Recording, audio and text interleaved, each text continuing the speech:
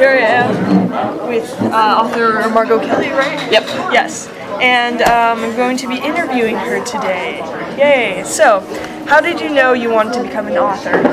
When I was your age, I enjoyed writing, but I enjoyed more poetry at your age. I don't write any poetry now, none.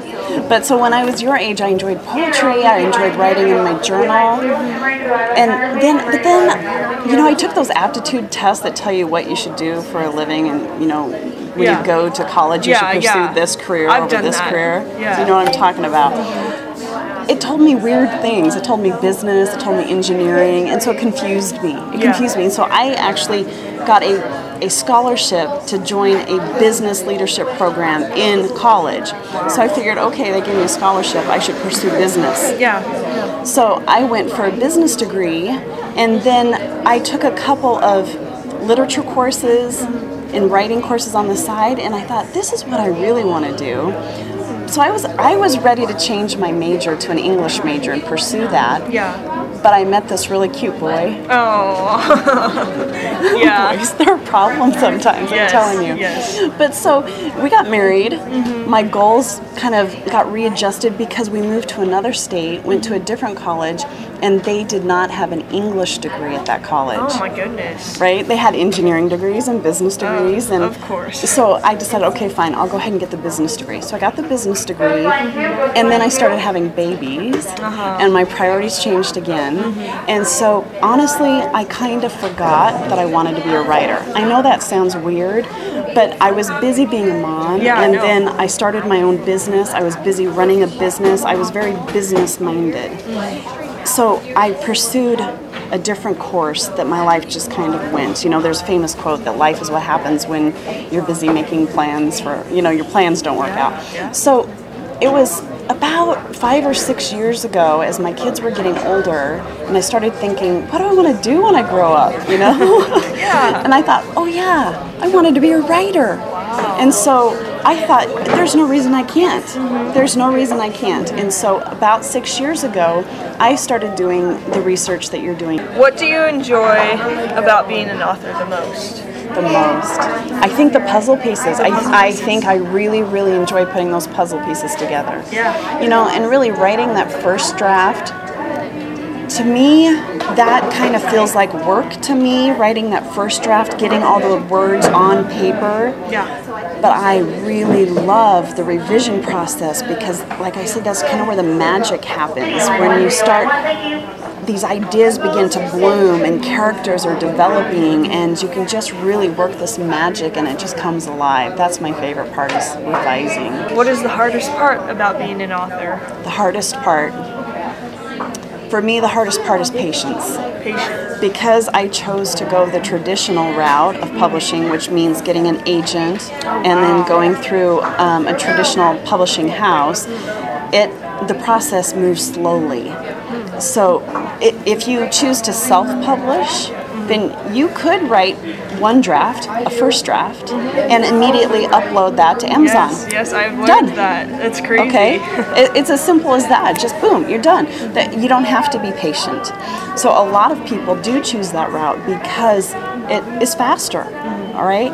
But while having patience with the traditional route is probably the hardest part for me, I'm thankful that I've chosen that route, because by going through the traditional route, so not only have I had critique partners who've helped me improve my manuscripts, but I have an agent who then looks at it and makes suggestions for improvement. She has people on her staff that read it and make suggestions for improvement. And then the editor at the publishing house reads it and makes it. So it's still my work, it's still my project, and I only make changes that I want to do.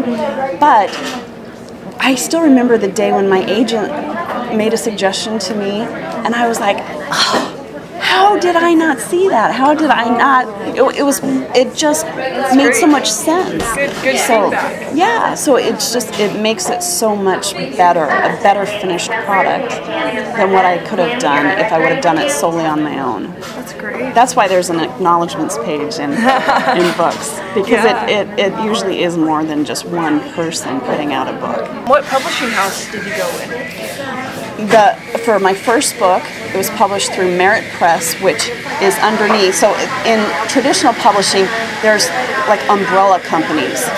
So there's like, I don't know how many major publishing houses there are, but so F&W Media would be the large umbrella, and underneath the umbrella, they have magazines, they have publishing houses that do just cookbooks, craft books, and so all sorts of different nonfiction books, adult, and so Merit Press is their young adult imprint, is what it's called. How long did it take you to write the rough draft of your manuscript for one of your books?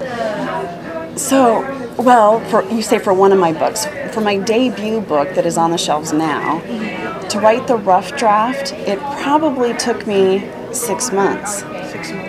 But the revision process took longer than that, because really, if you put the time into it to really polish it and make sure you've got all those great elements in there, it does take time. And then also, part of the reason the process takes time is because it's a good idea to walk away from it for a while. So you write that first draft, put it away, walk away. And people will tell you different amounts of time. Some people will walk away from it for 3 months. I'm not that patient. Not that patient. Not that patient. No, I think the longest I've gone maybe is 3 weeks.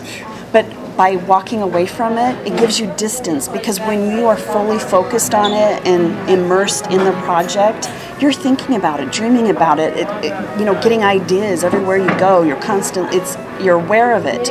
But then to step away from it, go do other things, come back to it, then it's easier to see the sentences that make no sense, the characters that look a little odd. It gives you a fresher perspective so that you can go in there and clean it up and make it better.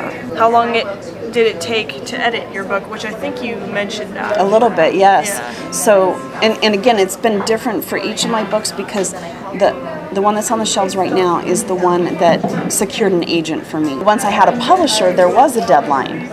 So once my agent sold the manuscript to the publisher, then there's actually contractual deadlines that you are required to meet. And so my editor read through the manuscript, and she suggested a couple of changes. So she sent it back to me, and she said, I have to have it back. I think she gave me, it was a pretty short amount of time. I think I had 2 weeks. 2 weeks? Might have been 3. I don't recall. It was a pretty short amount of time. But I told her I could do it, because I was all excited and gung-ho. I think it was a 3-week window, and I got it back to her in 2 weeks. Okay. So that was a pretty fast editing time. But then that went to the editor. Then after that, she sent it to the next person in the chain line, who is the copy editor. So the copy editor is the person who polishes. But all the changes are up to me.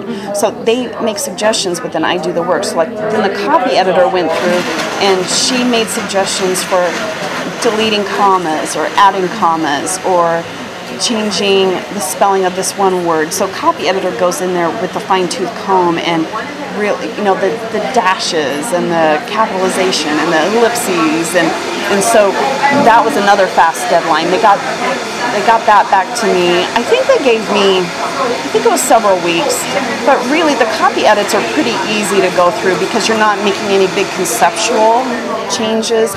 You're just approving, delete that comma. Okay. Who cares? Okay, add that comma. That's fine. So the copy edits, I thought, were a lot easier, because it was just agreeing to or disagreeing. Would you say that your literary agent has made a difference in the process of getting your book published? Absolutely. I can't imagine doing it without a literary agent. Like I mentioned, if I had chosen to self-publish, I could have just uploaded it. My literary agent didn't just help in the editorial and revising process. One of the things that made me most thankful to have a literary agent was when the publisher sent the contract to sign.